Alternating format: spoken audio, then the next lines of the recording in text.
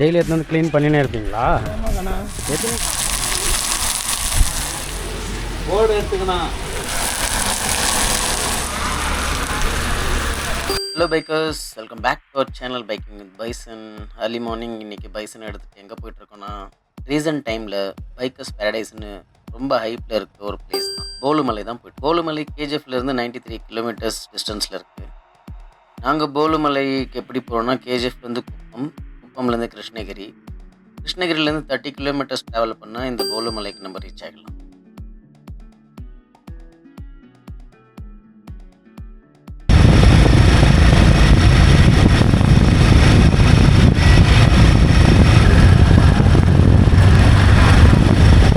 Krishnagiri reach ஆன உடனே அங்கே டீ கடையில் ஒரு டீயை போட்டுட்டு டீ போலுமலைக்கு போகலான்னு போயாச்சு.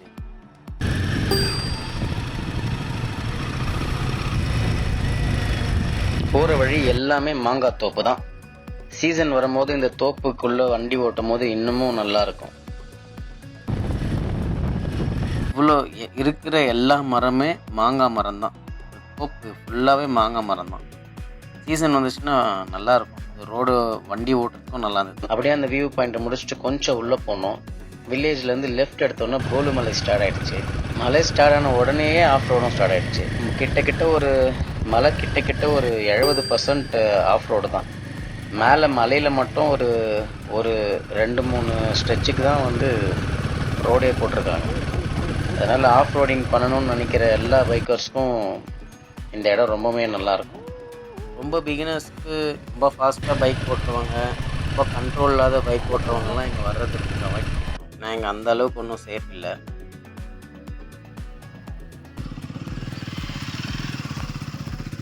மேலே போக போக மலை இன்னமும் ஏறிட்டே தான் போகுது. மேலே ஆஃப் ரோடிங் பண்ணுறதுக்கு ரொம்பவும் நல்லா இருந்தது. பிகினர் லெவல் ஆஃப் ரோடிங் பண்ணுறதுக்கு தரமாக நல்ல பைக் ஓட்டுறதுங்க.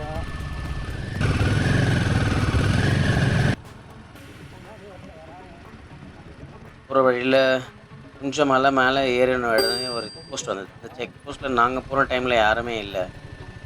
செக் போஸ்ட்லேருந்து கொஞ்சம் தூரம் வந்த உடனே நான் சொன்ன அந்த ரோட் அந்த ஸ்ட்ரெச் இது மட்டும்தான். இது ஒரு ரெண்டு ஸ்ட்ரெச்சுக்கு மட்டும் தான் ரோடே போட்டு வச்சுருக்காங்க. கீழே ஃபுல்லாகவே ஆஃப் ரோடிங் தான். இது மேலே வண்டி ஓட்டும் போது வேறு லெவலில் இருந்தது. அது ஃபீலே ஒரு ஃபீலு செம்மையாக இருந்தது. பார்க்கும் போதே எப்படி இருக்குது பாருங்கள். பார்க்கும் போதே இந்த மாதிரினா அப்போ வண்டி ஓட்டும் போது என்ன ஃபீல் இருக்கும், வேறு லெவலில் இருந்தது. அப்படியே ஃபீல் பண்ணிட்டு வந்தோம்.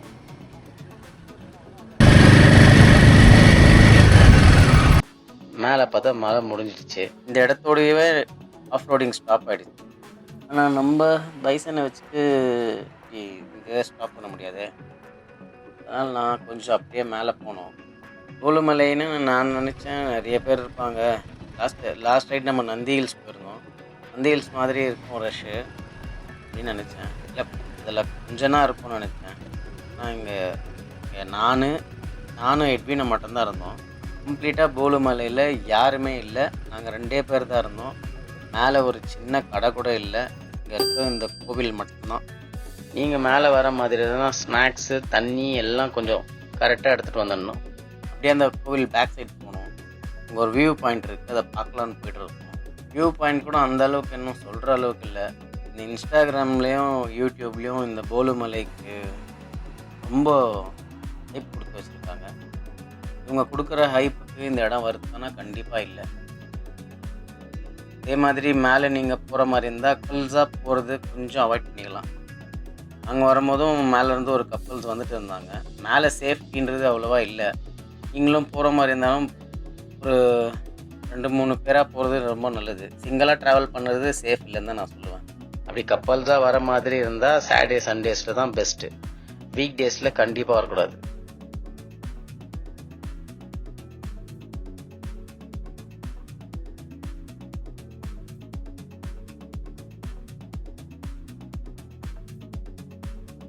அப்புறம் இங்கே ஒரு கோவில் இருந்தது. அந்த கோவில் என்னென்னு நானே உங்களுக்கு காட்டுறேன் பாருங்கள்.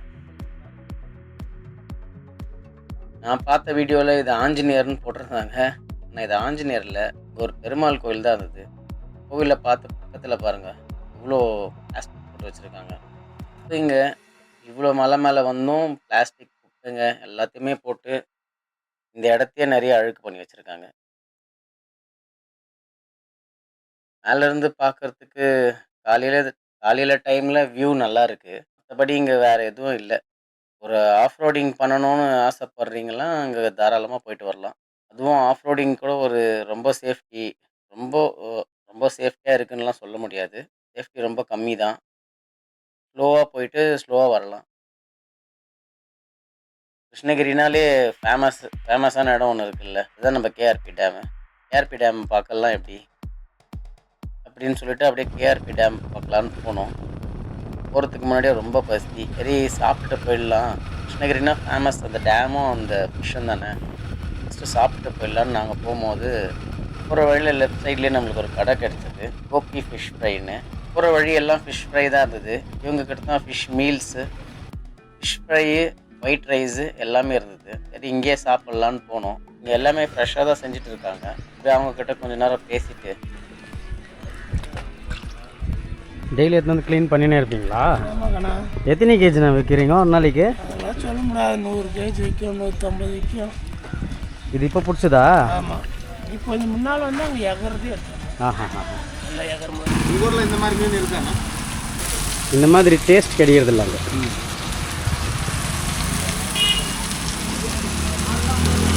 Meals, fish fry, fish kebab எல்லாமே சாப்பிட்டு 260 ருபீஸ் தான் ஆச்சு. டேஸ்ட்டும் ரொம்ப நல்லா இருந்தது, விலையும் ரொம்ப கம்மியாக தான் இருந்தது.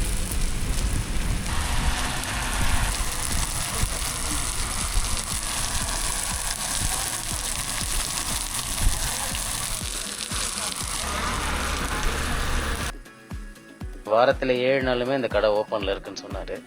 கேஆர்பி டேம் பக்கம் போனீங்கன்னா கண்டிப்பாக நீங்கள் இந்த கடைக்கு போய் அண்ணனுக்கு கொஞ்சம் சப்போர்ட் பண்ணணும். சாப்பிட்டு முடிச்சுட்டு அப்படியே பைசன் எடுத்துகிட்டு மெயினான இடத்துக்கு கிளம்பியாச்சு. ரொம்ப வருஷத்துக்கு முன்னாடி வந்திருக்கேன். இங்கே ஒரு கோவில் இருக்கும், நந்தி சிலையில் தண்ணி வந்துட்டு இருக்கும். அதை பார்க்கலாம் தான் போனேன்.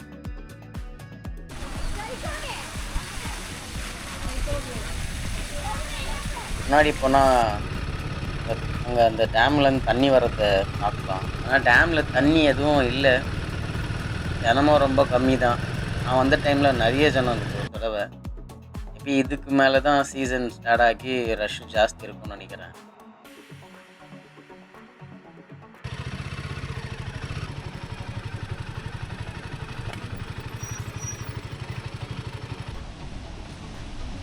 இந்த டேமுக்கு மேலே கூட போகலாம்.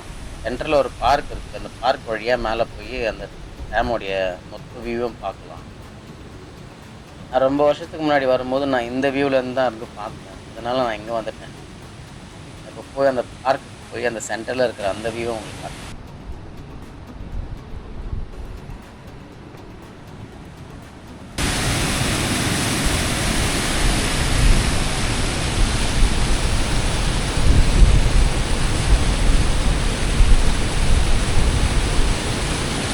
இதுதான் அந்த பார்க்கு. பார்க்லேருந்து கொஞ்சம் மேலே போனோன்னா அந்த டேம் மேலே போகிறதுக்கு வழி இருக்குது. இந்த போலு மலைக்கும் இந்த டேமுக்கும் வர்றதுக்கு எங்களுக்கு ஒன்றும் நிறைய செலவாகலை. பெட்ரோலுக்கு ஒரு 500 ரூபா செலவாச்சு. சாப்பாட்டுக்கு ஒரு 300 ரூபா செலவாயிருக்கும்.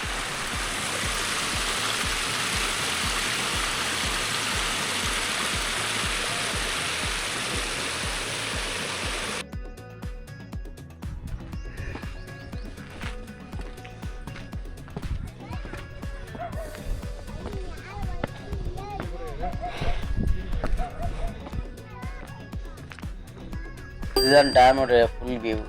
தண்ணி ரொம்ப பச்சை கலரில் இருந்தது, எதனாலன்னு தெரியல.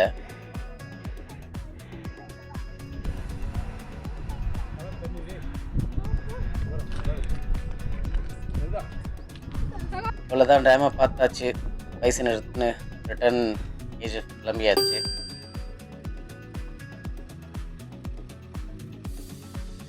இன்னொரு தரமான வீடியோவில் நான் உங்களை மீட் பண்ணுறேன். Until ride safe, be happy, bye.